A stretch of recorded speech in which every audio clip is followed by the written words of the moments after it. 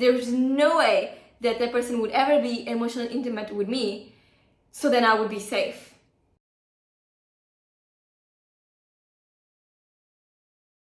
Hello, everyone. Hello. Welcome back to another episode. This is Patricia, and she's a healing coach. And this is Victoria, and she's a soul activation coach. Welcome, welcome, welcome. We are so glad to be here with you today. Thank you for being here. As we promised last week, we wanted to do the conclusion of the two styles that we interviewed each other. Patricia last week was interviewing me about the anxious attachment style. I was interviewing her 2 weeks ago about the avoidant attachment style.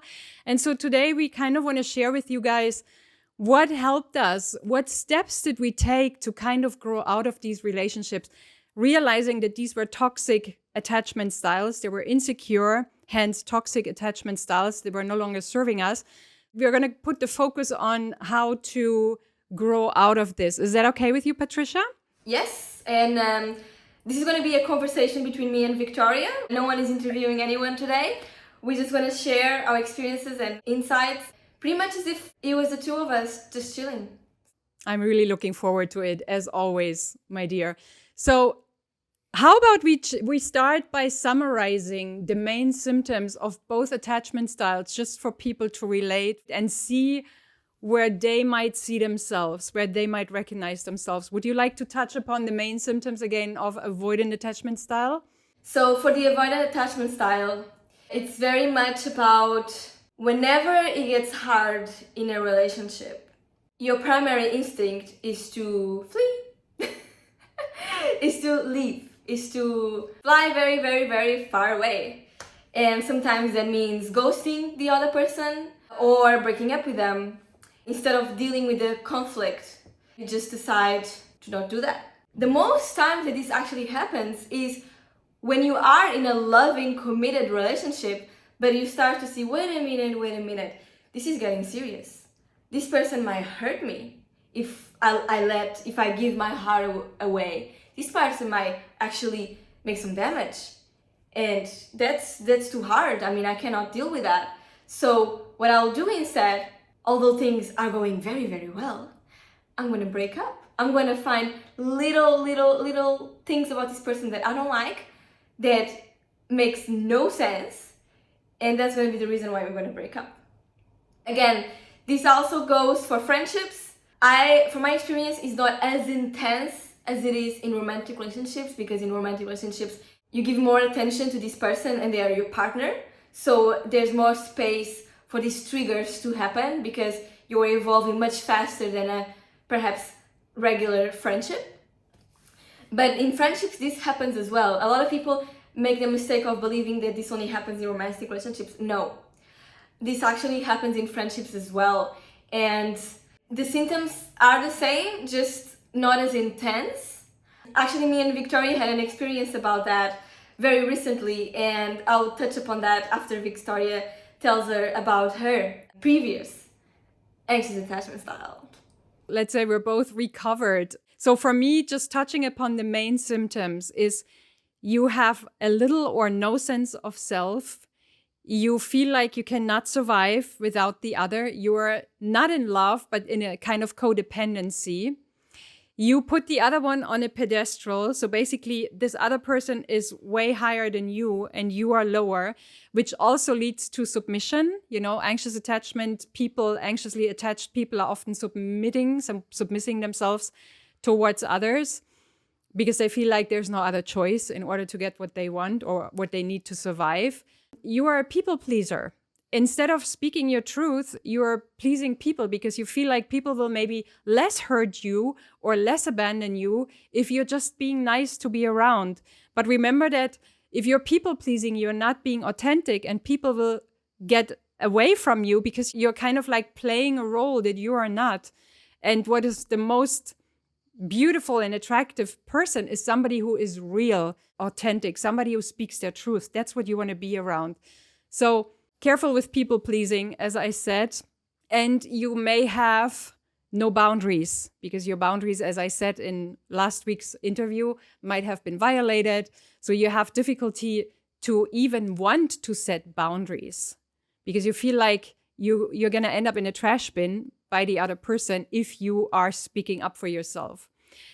Another big symptom is you need a lot of self-approval. You need a lot of validation from the outside world just because you're lacking a sense of self. So you're basically building your persona based on the approval that you get from the outside world. So I would say these are the main symptoms: the clinging to the other, the codependency, lack of boundaries, lack of sense of self, and always seeking for approval from the outside world. I would say these would be the main symptoms of anxious attached people. It's very interesting that you touched upon people-pleasing and boundaries, because I believe that people-pleasing and lack of boundaries are not exclusively for anxious attachment style. Because as I used to be avoidant, I also did a lot of people-pleasing, and I also didn't have any boundaries. But what happened is that because I didn't have any boundaries, I would cut up a person really fast. So I would be quite lonely because I wouldn't give the person the chance to, well, maybe they can stop just doing that. I would think that would never happen. So I just have to cut them. There's no way they would accept my boundary, because again, in my childhood, my parents did not. Yeah. I would just cut them off. So again, the boundaries is an issue as well for the avoidant attachment style. So it is the people pleasing, because the people pleasing is just that's a whole nother topic. But I'm grateful you touched upon this, Patricia. You know, I also want to add here, thank you for saying this, because it helps our listeners so much to identify, well, wait a moment, I can relate to these and these, but not really to this and this. And now you're saying that this is actually a symptom of both, which makes absolute sense, you know, because we both, all insecure attachment styles, these people are being raised to be someone else that they actually are. So it makes completely sense. And what I forgot to mention in the symptoms of anxious attached people is that fear of being abandoned. You know, like you mentioned, the fear of avoidant attached people is that they are going to abandon, whereas the fear of anxiously attached people is the fear of being abandoned, either emotionally or physically or even both. So thank you for saying that. You said something quite important, is that you're not being yourself. My old therapist, he told me once, when I started therapy, he said, you're the person your parents want you to be. You're the character that your family wants you to be. So I was remembering the word in Portuguese, but in English it does not translate. So this is how you become a people pleaser, because you become the character to try and get as much love as you can and accepted by your family members, that you distort who you are. I mean, you never really get to be who you are, because when you start growing up, as you know, and my family always said, oh, but she's always been quiet. She's always been like this. She never shared how she's feeling. Oh, da da da da da. And my family always thought I was born like that. And because I was like that from an early age, they thought, again, this is who I am. But they don't understand that from an early age, when you don't speak, you know, the first years of your life, just because you don't speak does not mean that you're not integrating everything that you learn. Yeah. And wow. That is what you become, unfortunately. So by them, so your parents, your family only thinks, oh, you know, I can only start affecting them after a certain age. No. You start affecting them from the day they are born. Even if they can't speak it, they are feeling it.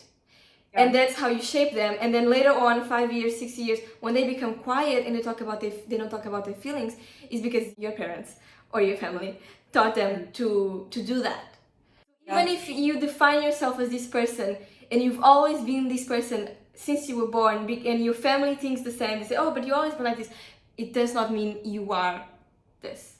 Yeah, I can totally relate to what you say, because I had a similar experience where one of my caregivers said, oh, she's shy. She's very shy. And then I moved away when I was 19, went away to Barcelona and started living my life in Spain all on my own, not even knowing the language. And I realized, wait a moment, I'm not shy at all. I'm actually very social. I love talking to people. I love connecting to people. But you touched upon a very important point, Patricia, and I quickly want to say something about that. What I feel is that anxious or avoidant attached parents are so we are afraid of being close to another person, even though what we crave the most is emotionally intimacy. But we are afraid of connecting to another person, either because of the reasons I mentioned, which are the reasons of anxiously attached, or the reasons that Patricia mentioned before. But it makes complete sense, that parents who are insecurely attached are afraid of even being close to their children, because their children, like I have friends, for example, they said that they were healing their anxious attachment style women because of their children, because their children brought everything to their face. So for parents who really want to grow, if you have kids, the child can actually show you what you need to heal in yourself, because everything that triggers you when you're a parent, everything that triggers you about your child can give you a glimpse about what needs healing within you. And so what I wanted to say here is that I believe that insecure attached parents are very afraid of getting close to partners or their children or any other person in their lives, even though what all of the insecure attachment styles are craving most is that emotional intimacy. So in a way, we're betraying ourselves by, playing the role, by becoming a people pleaser and being what our parents need us to be in order to survive. Because of course, as a child, you feel like you don't really have a choice. I mean, you already be emotionally abandoned. If they physically abandon you, then your very survival is at stake. And so, of course, what are you left to do? You have to start being what feels comfortable to them, what doesn't trigger them. So for me, it meant that I completely had to disconnect from my feelings. I could not talk about my feelings anymore. Every time I brought it up, I was called a troublemaker. I was asphyxiated at the very beginning when I wanted to talk about feelings, So there's two choices for parents. If you have a partner, if you have children, and you see these kind of toxic patterns playing out, become aware, take yourself into your arms and see where you yourself need healing, and be grateful for the child that brings it to your awareness. And also be grateful for that partner that brought it to your awareness. I mean, I'm so grateful to my ex-husband who played the most important role, the one that I've been staying 20 years with. I mean, thanks to him, I really opened my eyes to what was wrong in my life, what kind of lies I was repeating, what kind of toxic patterns I was repeating that were not serving me. And they were definitely not supporting in being who I am. So I feel like the most important thing we can learn from these insecure attachment styles is a sense of sovereignty. Become authentically who you are, approve of yourself, to feel like you have everything you need inside of you.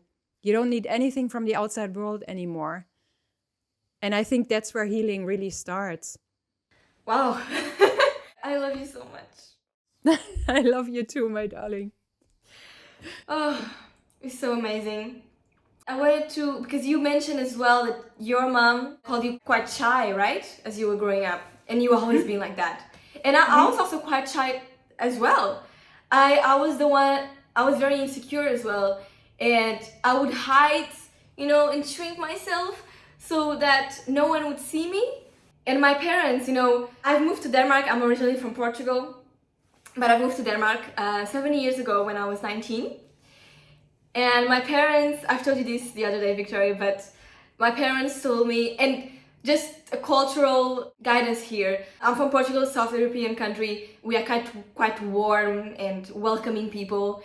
And there's this stereotype of Nordic people being a little bit more closed up, but not necessarily unhealthy at all. I actually think the opposite is quite unhealthy. But there's this stereotype of just being a bit more closed, more individualistic. And my parents always address Danish people as being cold. And then they told me that I would do great in Denmark because I am cold as well. And ow.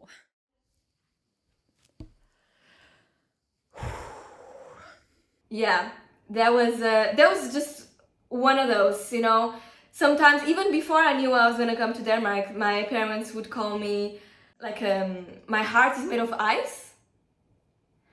My heart was made of ice because, again, they were anxious attached, so they were trying to take things from me. Like, they were taking all my privacy away.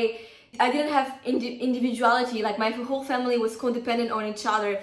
And because I didn't want to be like that, because for me, when I give a hug or when I give a kiss, I want it to be authentic and not because the other person is taking it out of me. And because I couldn't give that hug and that kiss and be there emotionally as a child for them when I was a kid, because they expect me to be there when I was, 9 years old. I was in their couples fights already and being like the mediator, like, and they were going to me like, but who do you think it's right? I'm like, I'm 9 years old. What do you expect me to say? Like, so they're putting all this burden on me.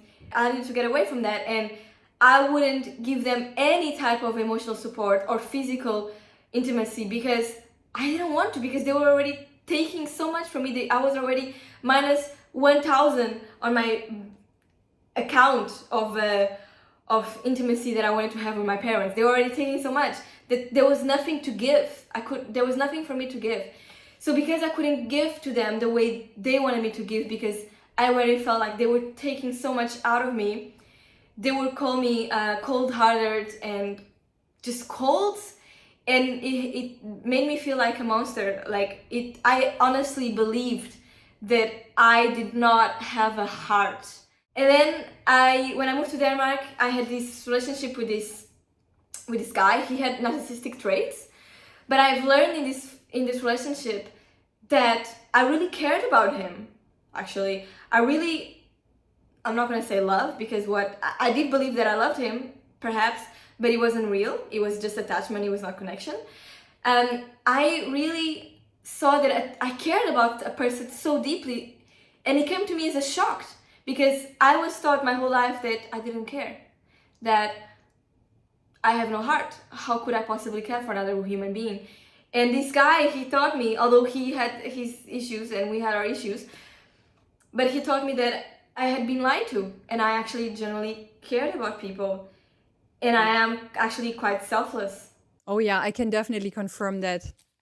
I'm grateful. I'm so grateful that you came to this conclusion, that you are not what your parents told you were, that what our parents or our primary caregivers, whoever raised you, we are often something completely different than what they see in us, because what they see in us is just a projection of them.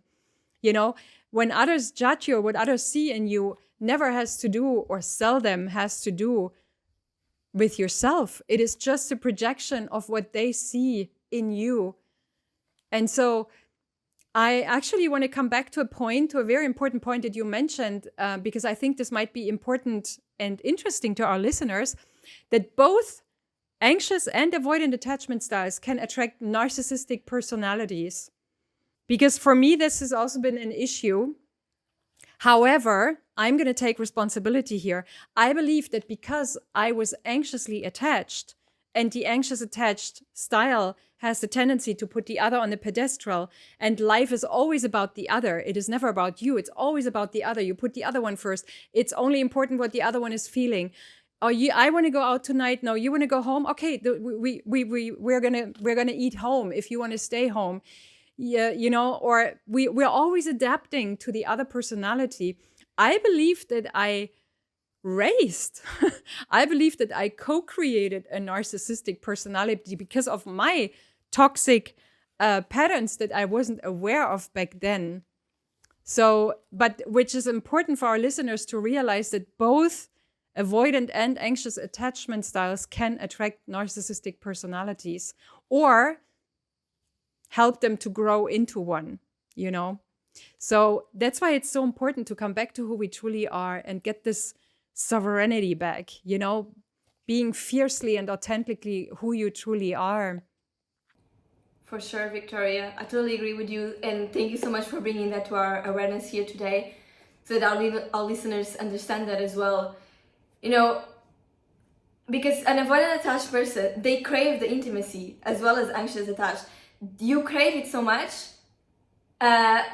consciously you crave it, you want it, but unconsciously you're always sabotaging yourself. So I would choose partners that unconsciously I knew it was never going to work out in a relationship, but consciously I would be telling them I want a relationship.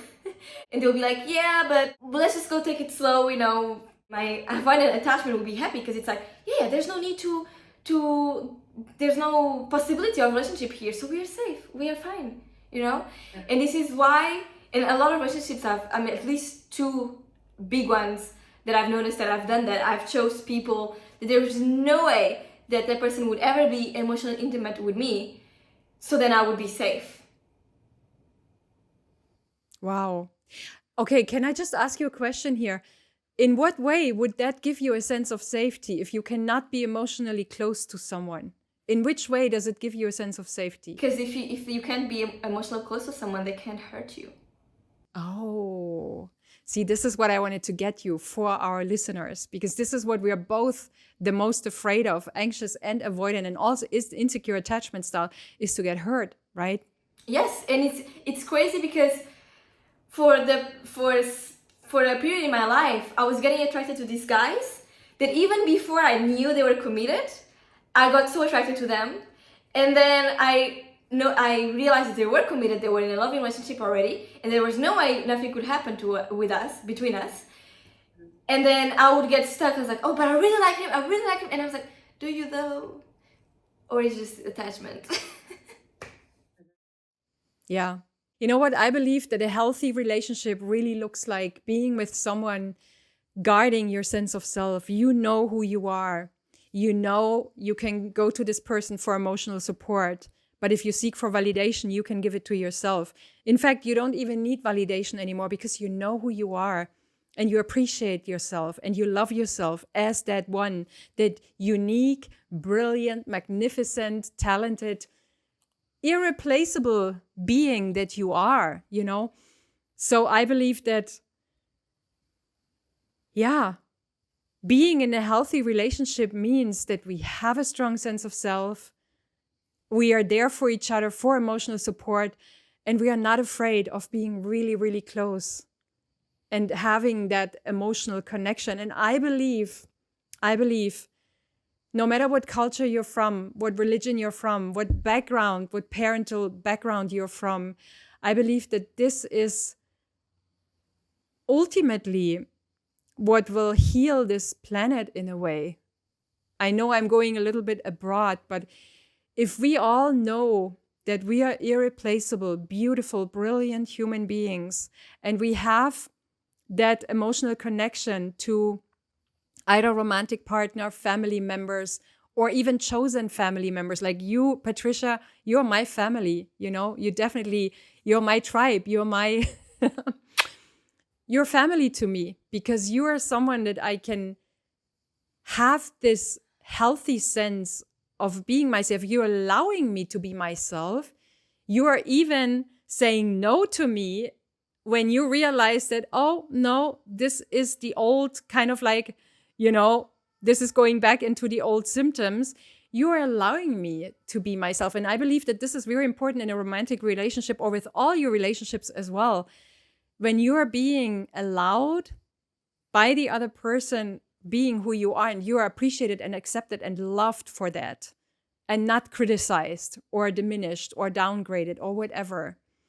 And I believe if we could create this kind of emotional relationships with family members, sisters, brothers, emotional, romantic partners, no matter what, our children, this is such an important topic, parents between their children, you know, if we can create this world will know peace again. I mean, just yesterday I was walking on the street. I went to the Lavender Festival in the Parfum Village here in Graz, and there was a mother with a little boy, and the boy, so I was walking down to the fountain where they had a lot of lavender and it was beautifully decorated, and there was some sort of decoration, and the boy was, I don't know, maybe 5 years old, and he said something like, oh, they have this and this put there. And the mother, and I could see that the mother was in a very, very low vibration. she kind of started coming down hard on that boy. And she said like, what a stupid being you are. This is not that and that and that. Can't you see that this is this and this and this? Oh my God. You know, she was reacting so out of balance. And I felt for that boy. I was almost like, I mean, I saw that boy and I could literally see his energy shrinking because of how his mother behaved towards him. And I could see, oh my God, this is going to be a boy that is going to be anxiously attached because he has been humiliated, downgraded by his own mother. She's expecting him to know things that he couldn't know yet. He's 5 years old, for God's sake, you know? So when I see that, what do you do in such a situation? One of my wise mentors always said, if you see something that you don't like, pray for the opposite. So I went to a quiet space and I started imagining mothers being kind and compassionate with their children, fathers being kind and compassionate with their children, being there for them and being lovingly like, very nice. I like how you're observing this. And actually, let me show you something. Here, let me take your hand. Look at this, my darling. This is actually what we would call this and this and this, but you did very well and I'm proud of you. This would actually make this boy's energy rise and he would grow into a healthy being, you know, versus that kind of humiliating and degrading behavior of his mother. Wow, Victoria, I'm almost in tears with what you just talked about. Yeah. Thank you for that. Yeah. I'm almost in tears as well because I feel so much for that boy. And he's not the only one who's growing up like this, you know? And those boys and girls are still inside of us. Yes. Inside of many of us, our inner childs. And in the end, we are all one. So a mother that is degrading or humiliating their child, she's degrading herself. So love yourself. Love yourself. Come home with your own true, beautiful being. Remember who you are. And that's when you can raise healthy children. You know, I want to share with our audience a little secret. Okay. To end this beautiful conversation we're having. Everyone listen to me. The secret is that by being your most authentic self, that's how you're going to find your soulmate and your tribe and all the people that are healthy for you. You just have to dare to be yourself. Exactly. I have nothing else to add to that. Be yourself. Remember who you are.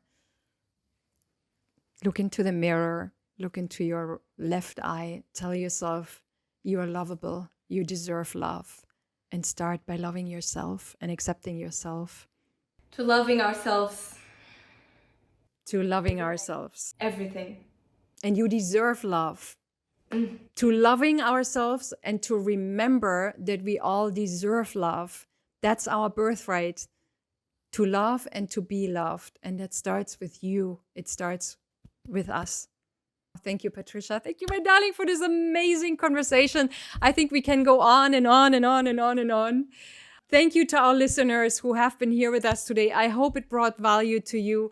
Let us know in the comments below what you're taking away, or what do you want us to talk about? If there's a subject, if there's a topic that you really felt like you wanted to hear more about, let us know in the comments below and we will definitely go for it.